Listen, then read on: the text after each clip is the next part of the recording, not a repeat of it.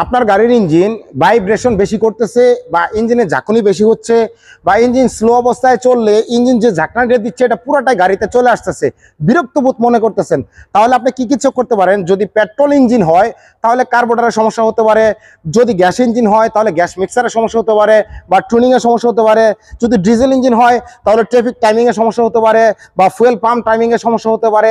তবে আরেকটা জিনিস কখনো কি চেক করছেন, সেটা কি এখানে কিন্তু আরো অনেক কারণ আছে, তার ভিতরে আরেকটি গুরুত্বপূর্ণ কারণ হলো ইঞ্জিন মাউন্টিং। এই যে ফ্রন্ট মাউন্টিং এবং রিয়ার মাউন্টিং, আপনারা মনে করতেছেন ইঞ্জিন চলতেছে, ইঞ্জিনের সমস্ত কাজ করতেছি, কিন্তু মাউন্টিং এর দিকে কখনো খেয়াল করেন নাই। মাউন্টিংটা ভেঙে গেছে বা মাউন্টিংটা ছিঁড়ে গেছে।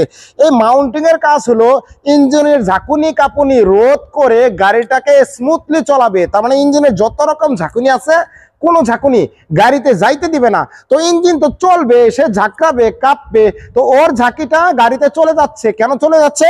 আপনার এই মাউন্টিং গুলো খারাপ হয়ে গেছে, আপনি মাউন্টিং এর দিকে কখনো নজর দেন নাই। ভাই মেকানিক্স দ্বারা এই মাউন্টিং গুলো চেক করান, যদি মাউন্টিং ছিঁড়ে থাকে বা ভেঙে থাকে বা ভেঙে গিয়ে লোহার সাথে সম্পৃক্ত থাকে তাহলে আপনি মাউন্টিং গুলো চেঞ্জ করে নেন। এই যে ইঞ্জিনের ঝাঁকুনি ছিল কাঁপুনি ছিল, এই ঝাঁকুনি কাঁপুনির হাত থেকে গাড়িটাকে মুক্ত রাখবে।